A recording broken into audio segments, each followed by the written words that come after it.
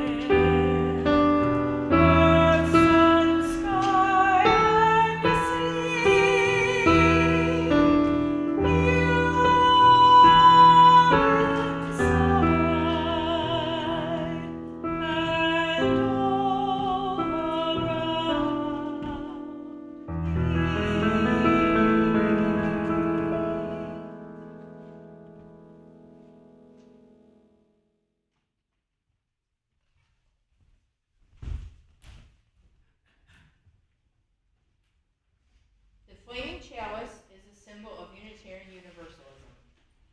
It suggests the transformation that takes place when we are held within religious community. When we light the chalice in worship, we illuminate the world that we feel called upon to serve with love and a sense of justice. Please join us in lighting our our chalice by reading together the words on the screen and in your order of service.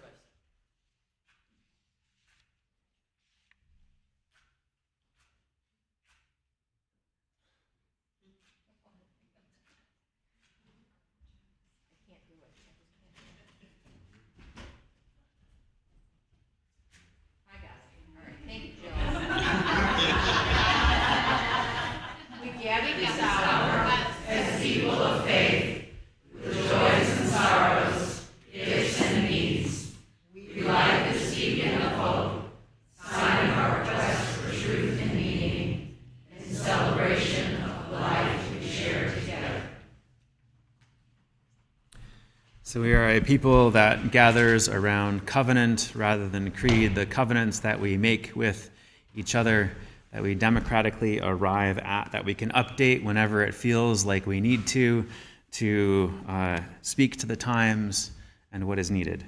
So I invite you all to join in a recovenanting where I'll read a few lines from our behavioral covenant, and I'd ask you to respond with, may we forgive ourselves and each other and begin again in love.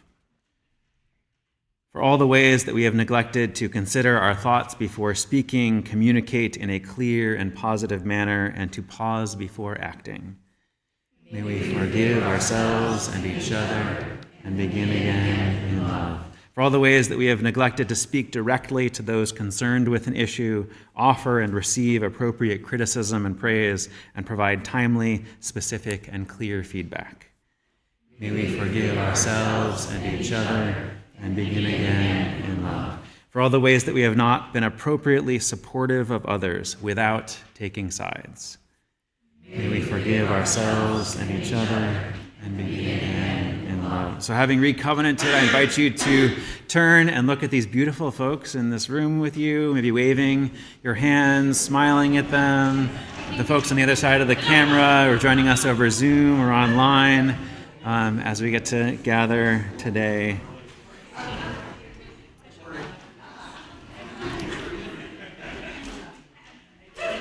And then I invite you to open your teal hymnals to hymn 1066, Brother, Son. 1066, rise and body your spirit and join in song.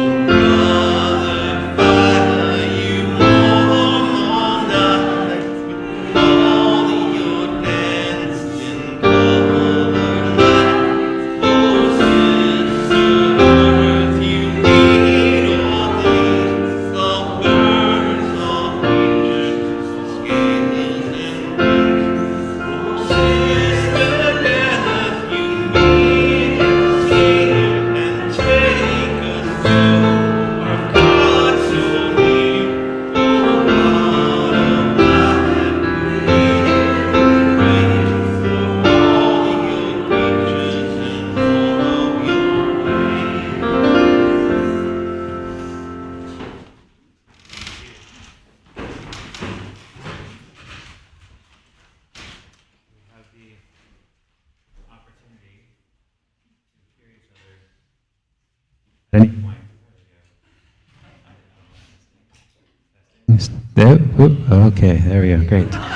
So, in hearing each other, we're able to hold a piece of somebody else's truth inside of ourselves. And in speaking it and sharing it aloud, there's the opportunity to weave our lives together. And so when we share our joys and sorrows, I'd invite you to just share your name with us so that we know who you are. And we'd be glad to weave your own experience into this larger tapestry. Does anybody have any joys or sorrows this morning? Yes.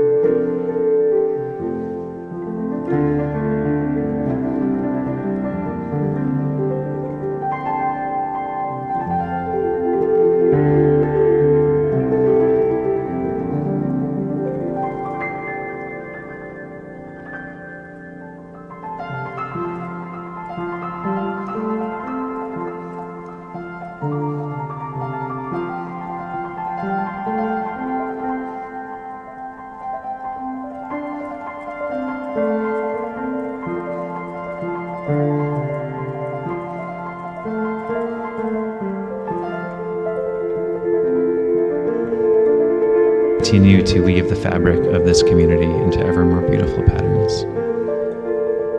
And I invite you to rise in body or spirit and join in singing our doxology.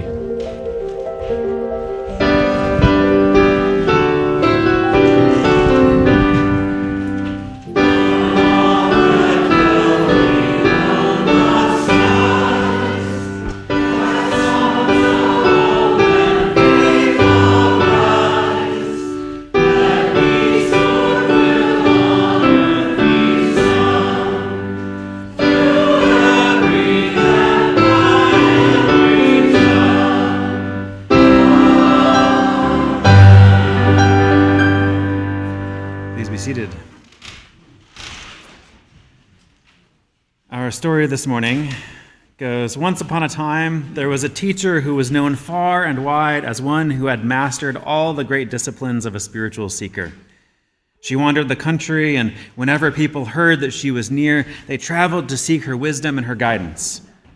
Great teacher, one would say, I wish to get closer to God. Or by what path do you travel now? She would ask. I study the scriptures, diligently applying myself day and night to unlocking their mysteries, might come the reply. Then you could put down your books and walk in the woods. Think nothing, but listen deeply.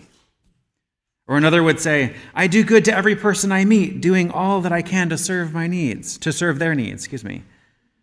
Then for a time, the teacher would reply, consider yourself well met and strive to serve your own needs as you have so well served others. One day the teacher noticed someone in the back of the crowd, someone not pushing his way to her as most of the others did, and she went to him, and she asked, what is it that I can do for you? I do not know, he replied. I feel in need of something, but I do not believe in God, and I have nothing you would call a practice. But when do you feel most alive, the teacher said. When I'm playing with my children, the man without hesitation said. Then play with your children, said the teacher, and you will find what you seek. I invite you now to join me in reading aloud the responsive reading that'll be up on the screen. I'm going to read the regular text, and I invite you to join me in reading the blue text. In the quietness of this place, surrounded by the all-pervading presence of the holy, my heart whispers, keep fresh before me the moments of my high resolve, that in good times or in tempests I may not forget that to which my life is committed.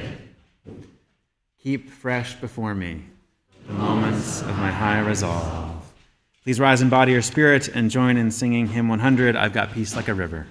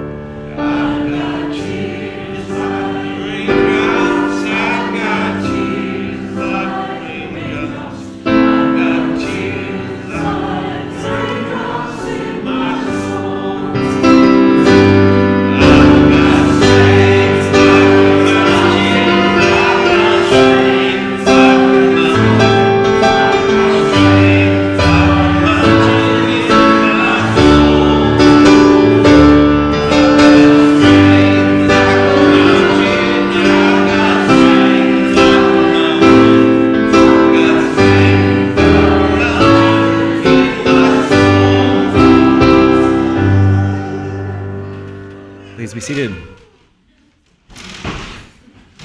So for the past 5 weeks, we've been talking about what it might be like to lean into being a people so bold. Sandy and David and Barb and Maggie and Ruth each offered some important elements of that overall picture. And this morning we'll be talking a little bit about integrating a number of the things that they brought up. So I'm curious, how many of you, when you were a child, so for some of you that was yesterday, for some of you that is today, for some of you that was a couple of years ago, how many when you were a kid enjoyed eating vegetables? Wow, there's a lot of vegetable lovers in the room here. Amazing. No wonder you come to church on Sundays. So when I was a kid, I did not like eating vegetables. I very much did not like it. The only way I could really find to get the broccoli down was to slather them in so much ketchup that you couldn't really see any green in there at all, which didn't make them good necessarily, but made them a certain version of tolerable. They're not vegetable related, but my mom refused to buy any cereal that had more than 6 grams of sugar per serving. And so my solution was I would get her to buy the cornflakes, and then I would just go into the pantry and pour the sugar on top, which was a great solution. That was a little closer to the cornflakes than the ketchup and broccoli solution. As an adult, some of these patterns end up playing, given the number of vegetable lovers in the room, maybe you won't resonate with this story, but I'll just sort of see if you do. At one point, as an adult, I went on vacation to Quebec City, and it was the second time I'd ever been there. The first time I was a child, and I didn't really remember it very well. And going there as an adult in August, it was amazing. It had I was living in New England at the time, and it's not a terribly long drive. It's maybe 4 or 5 hours or so from where I was living to get up there. And of course, for those of you who don't know, in Quebec City, they speak French. And so you go there, and there's a sort of sense of like, oh, I just drove 4 or 5 hours, and I'm kind of in Europe now, suddenly. There's all these cafes which people hang out at and like speak philosophy, I'm sure, to each other. I didn't know what they were saying, but I'm sure it was philosophy. And there's this really lovely ice cream shop that we got to go to that had all these different flavors and varieties, and you could dip your ice cream cone in chocolate, which I really loved. And this amazing furniture store where I looked at all this stuff and I thought, oh, wouldn't it be great to bring this home? This looks so wonderful. Just the whole experience was this magical one. But part of why it was so magical was because it was a relief from the stressful job that I was on vacation from. I got to go there and decompress, feel like I could actually breathe oxygen again, like I could soak it up, like I could be a person again that wasn't just going through this barrage of stress from day to day. So I got to just bask in it.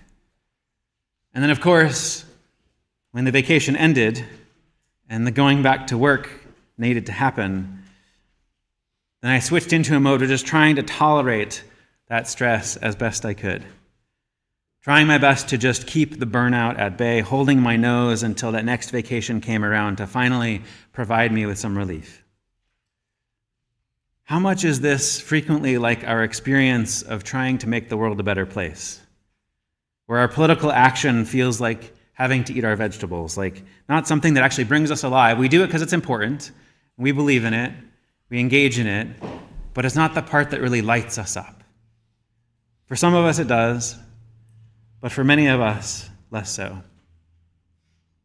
And so when we look at the news these days, and we see what's going on in the federal government, or maybe we hear about in the announcements on a Sunday morning what the state government is doing around the public schools in the state of Indiana, that can stir up feelings within ourselves of chaos, of grief about what is being lost or might be lost, can feel like a storm building inside.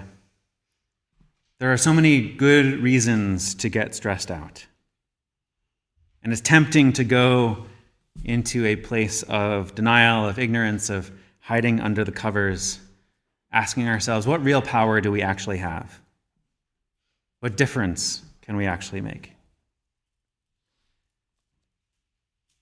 There's a common refrain online these days about, well, what they really want you to do is they want you to feel out of sorts. They want you to feel like things are chaotic. And that might be partly true. That might be true of some political actors. But our media economy has been geared, has been calibrated for the past few decades now to engineer stress and outrage. That predates the internet. That is what the 24-hour news channels feed off of, literally.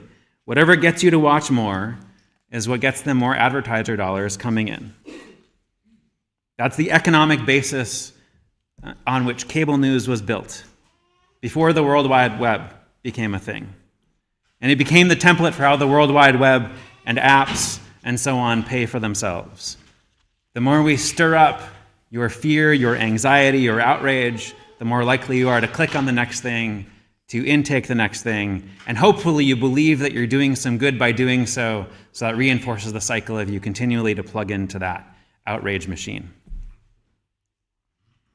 But it's important to note that our anxiety, our concern about something, tends to correlate with our feelings of powerlessness.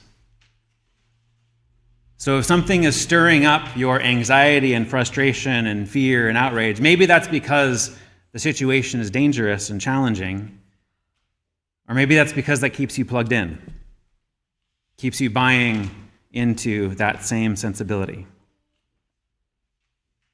So when you feel freaked out, when you feel outraged, I have 3 questions for you. How much of that outrage or fear is because of something that is actually happening? How much of that outrage and fear is because someone is making money off of freaking you out? And how much of your outrage or fear is because we're spending more energy on passively consuming other people's outrage and freak out than on taking positive action? I'm guessing it's a little bit of all 3. There's certainly some stuff that's going on that's terrifying, but that's not the whole thing.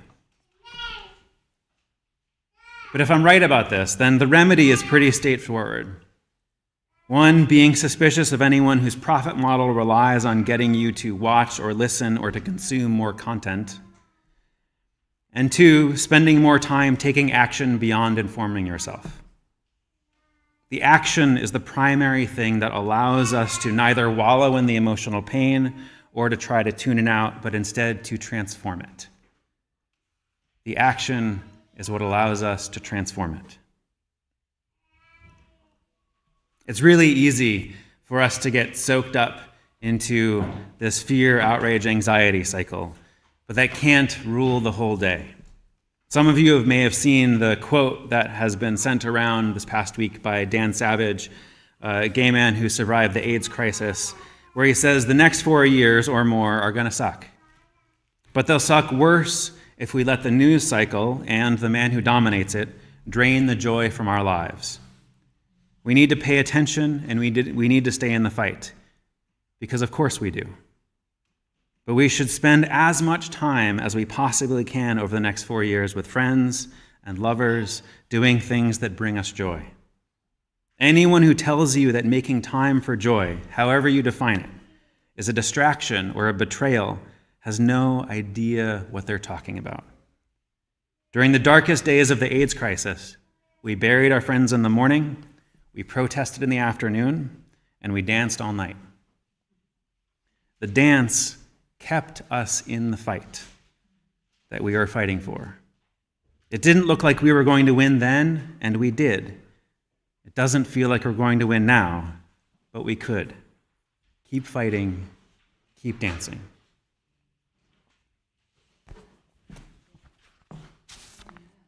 Many folks have heard of Anne Frank, of course. Many folks have read her in school. There's another person who kept a journal around that time, Eddie Hillesum, whose journals were published a few years ago, who similarly was a Jew who died in the Holocaust. And after she was taken to the camps in 1942, she wrote this in her journal. "The misery here is quite terrible, and yet late at night, when the day has slunk away into the depths behind me, I often walk with a spring in my step along the barbed wire. And then, time and again, it soars straight from my heart. I can't help it. That's just the way it is, like some elementary force. the feeling that life is glorious and magnificent, and that one day we shall be building a whole new world. Against every new outrage and every fresh horror, we shall put up one more piece of love and goodness, drawing strength from within ourselves. We may suffer, but we must not succumb.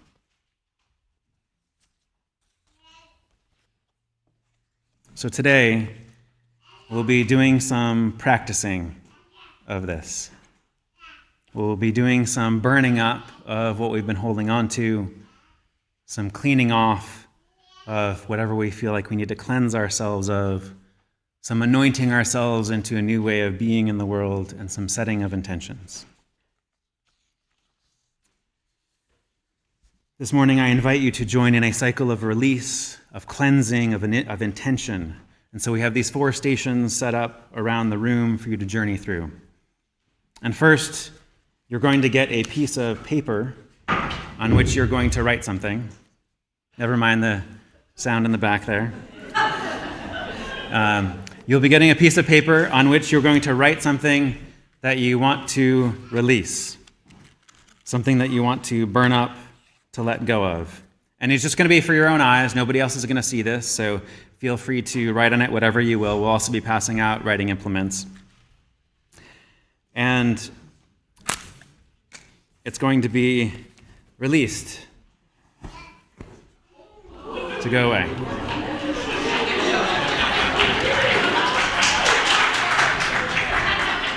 And then you're going to go, and then you're going to go over to that station over there, and you're going to take a little bit of water just to symbolically cleanse yourself. The water is going to be poured over your hands from a pitcher over there. Releasing, not moving beyond the releasing, and actually cleansing ourselves of whatever the residue might be of that thing on ourselves. And then moving over to this station over here and being anointed into a new way of being. And then lastly, coming down over here and receiving a candle of a new intention.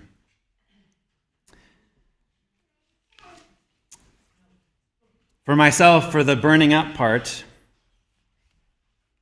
it's not like things were wonderful a month ago. The plane helicopter crash that just happened, obviously there's been a bunch that's been published about the current administration's impact on the FAA and how that might impact the investigation and so on. But so many of the air traffic control centers around the country have been understaffed for months. This isn't an immediate thing. They've been understaffed for months. Of course, what's been going on in Gaza over these past 18 months, with tens of thousands of children, average about 12 years old, being killed in the genocide that's going on over there. The economic vision under which we've been living for decades being not a worthy dream for us to exist under, not a reflection of our biggest moral imagination, not being a dream worthy of our lives. The tendency to feel great when we're winning and feel deflated or fearful or angry when we're losing, feeling like we're needing to relinquish joy. Something in there might be something that you're wanting to release, to burn up, to write on your piece of paper once you get it. And then for the cleaning off, maybe you'd want to clean off some of the sorrow that you didn't do more with the opportunities that you had while you had them. Or maybe some feeling of some spiritual decay that you've been experiencing over years. Whatever you feel like you might need to cleanse yourself of. And then when you get down to this station, maybe you want to step into who you've been called to be, to co-create the holy, to be an artisan of hope, an artisan of wonder, working with the clay of human longing, letting our capacities for greed and indifference, exclusion and fear, for generosity, courage, forgiveness, and resilience take their place. Letting us build flourishing communities of honesty, inclusion, self-critique, and hope. And then when you get down to this station of lighting the way into the future, maybe the way that you'll light is to bask in the glow of possibility, to connect to this moment with eternity, to practice living your ideals, to live into a spiritual audacity of joining with others that are taking positive action in the world. So I'm going to hand a few of these out to these folks to pass out to you.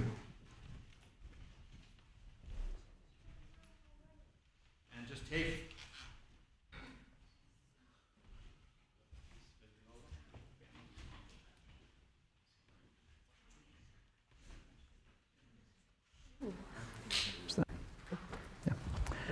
So as they are passing them out, before you get up to go to that first station with Patricia back there, just write down what it is that you want to release, what it is that you want to burn up, what it is that you want to let go of. And then once you have it written down, then you can make your way up to there and then pass through over to this station, then down to this one. So once you've written it out, you want to go down that side aisle there. Go down that side aisle. And Jeremy will play us through this experience. And I'd encourage you to do it thoughtfully, mindfully, with as little chatter as you can.